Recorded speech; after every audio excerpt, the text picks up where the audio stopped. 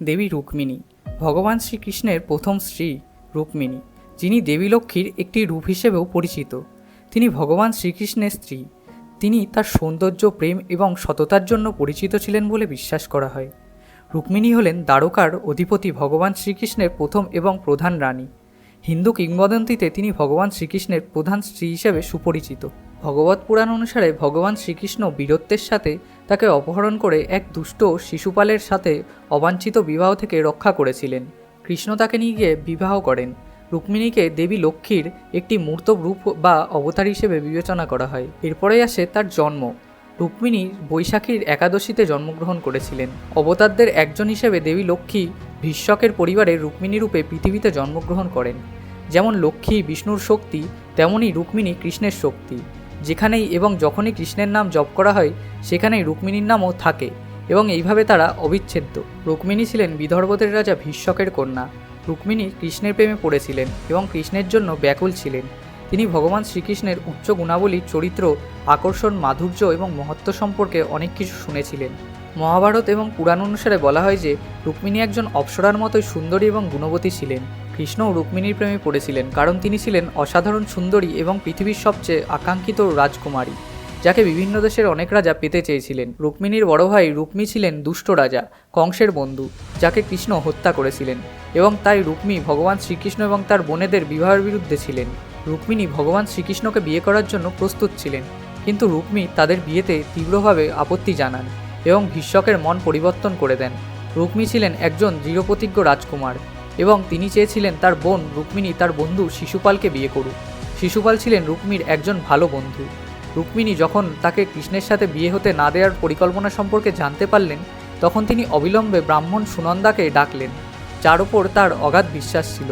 তিনি তাকে কৃষ্ণের কাছে একটি চিঠি পাঠিয়ে দিতে বললেন, যেখানে তিনি ষড়যন্ত্রের কথা লিখেছিলেন এবং কৃষ্ণকে তাকে বিয়ে করার জন্য অনুরোধ করেছিলেন।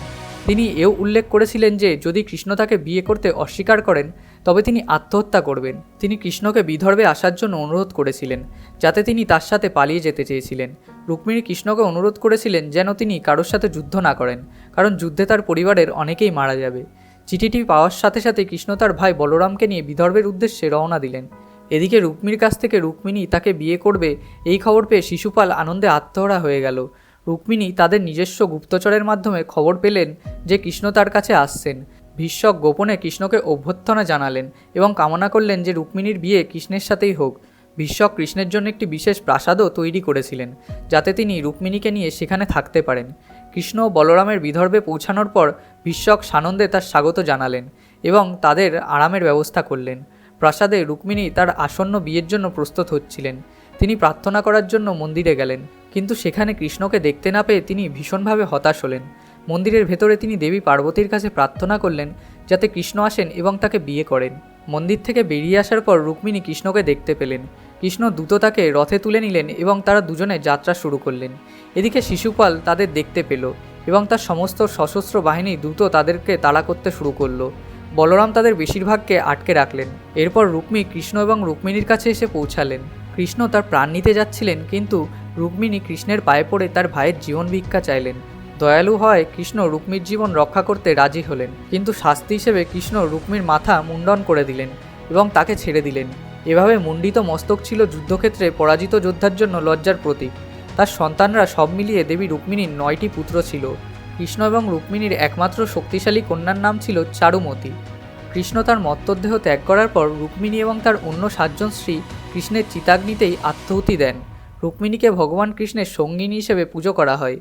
ভগবান কৃষ্ণের বিভিন্ন হিন্দু মন্দিরে কৃষ্ণের মূর্তির ঠিক পাশেই রুক্মিণীর মূর্তি স্থাপন করা হয়। তাদের সাধারণত আলাদা করা হয় না। তিনি প্রধানত তার সৌন্দর্য, সদ্গুণ এবং ভগবান কৃষ্ণের প্রতি তার অপরিসীম ভালোবাসার জন্য প্রশংসিত হন।